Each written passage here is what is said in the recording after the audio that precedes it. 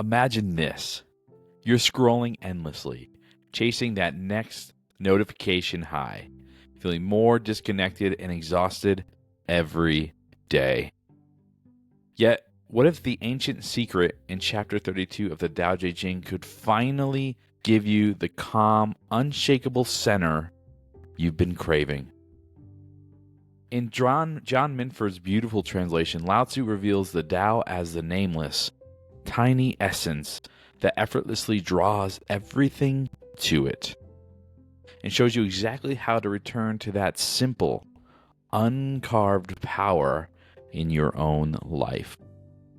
Over the next 10 to 12 minutes, discover practical ways this chapter can help you quiet the mental noise, stop forcing outcomes, and heal your relationships and attract the flow, peace, and purpose you truly want without trying so hard. Ready to feel lighter and more aligned starting today? Let's step into this together. All right. Chapter 32, Streams and Valleys. The Tao has no name. The uncarved block is small, but subject to none. In all under heaven, when nobles and kings cleave to it, the myriad things willingly pay them homage. Heaven and earth as one send sweet dew. The folk dwell in harmony, with no need of decree. Once the uncarved block is split apart, once there are names, then know where to halt, keep safe from harm. The Tao is to all under heaven as the great river, and the oceans are to streams and valleys. All right, and as with our tradition, I will also be reading from the River Master's commentary out of the John Mitford version of the Tao Te Ching.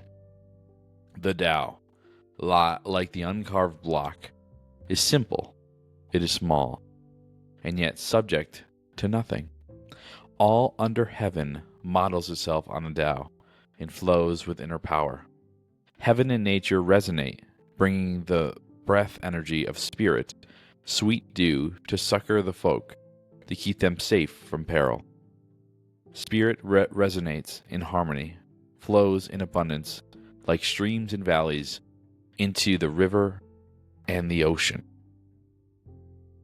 So abundance. So I notice this particular chapter is in reference to abundance.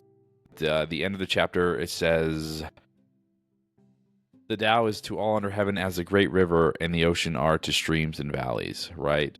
So the Tao is the ocean, and all things are the streams and valleys that lead into the ocean, or that are of the ocean, right? In essence, this particular chapter is again stating what most of the chapters state, which is that if you allow yourself to be one with the Tao, or in the Tao is the sense of awareness itself.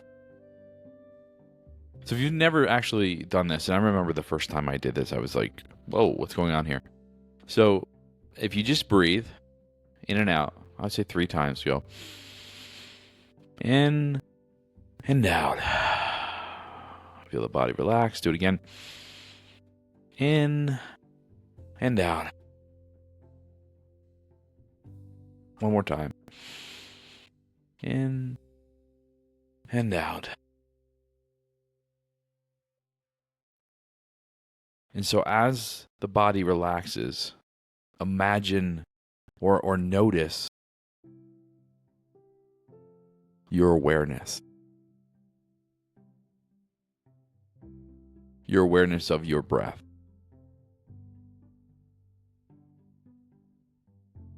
If there is the thing that is closest to the Tao,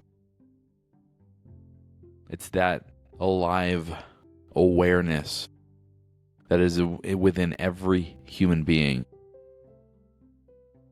It exists in every being and everything in creation. And you only have to notice it.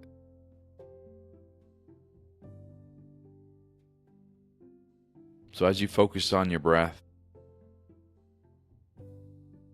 just feel the aliveness that's in your body. Feel the energy vibrating within you. Sense the part of you that is quietly listening and watching. The silent observer to reality.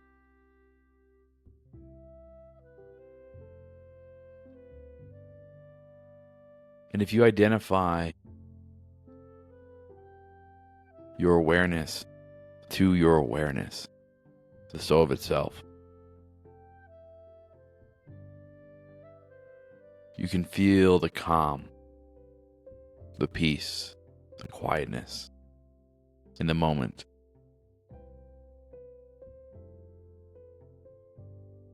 You can just sense it all around you, inside of you, every part of you.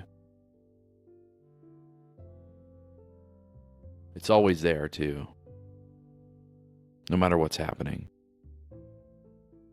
And the more in tune you get with that part of yourself, the more disruptive the physical world feels. I remember my wife and I going to a winery. And wineries tend to be relatively quiet places, generally. I remember this woman comes in. She's very loud. She's talking very loud. She's talking kind of in a rough, kind of almost chaotic sense. You could feel that she was compensating for her insecurities. You could feel it. You could just feel it. And if you're in tune with that present moment awareness that I'm talking about,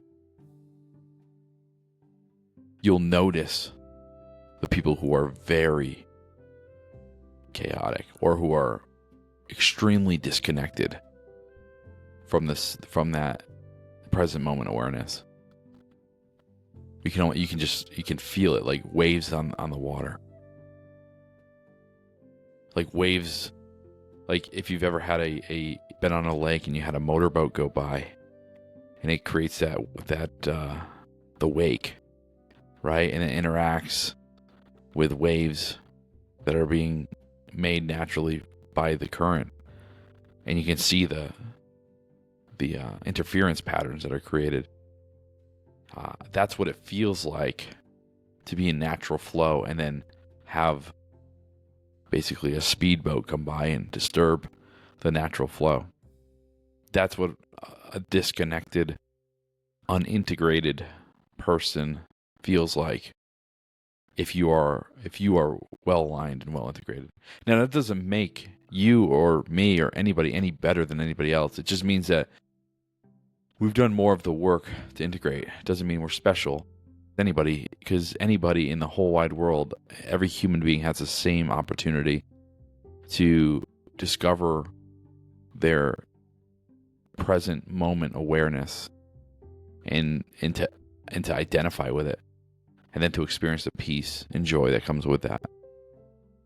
I'm just showing the differences between the folks that are more integrated, that are in the present moment awareness, and the ones that aren't.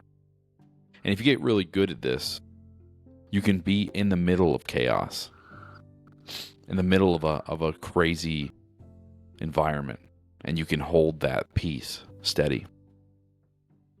The other thing you can do is that if you get really good at holding that present moment awareness, is that you can hold space for other people.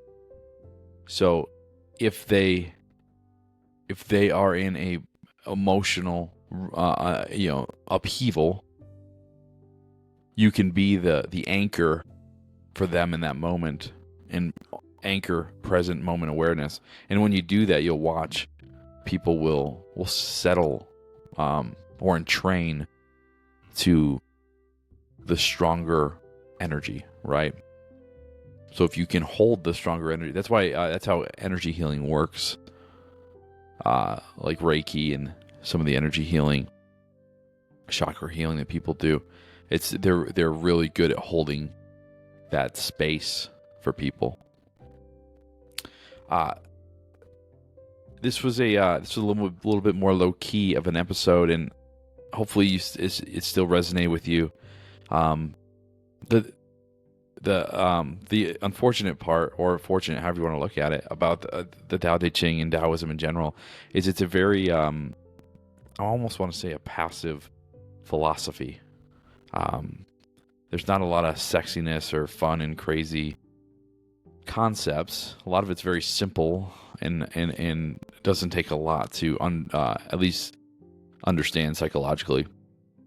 It can be very difficult to implement, especially if you have tend to be higher in neuroticism and more attuned to negative emotions. It's harder to identify with what I'm talking about, but it's certainly worth the effort. So again, if this resonated with you, please like and subscribe to the channel. This helps us grow the channel and get our videos out to more people, so that more folks can learn about the Taoism and how it can help them in their lives to integrate and to be more clear and more aligned, so they can be forms of positive energy out there in the world and be like positive ripples on the pond of life. So again, this is the Boundless Sovereign YouTube channel where we're teaching people how to be sovereign or to claim their sovereignness.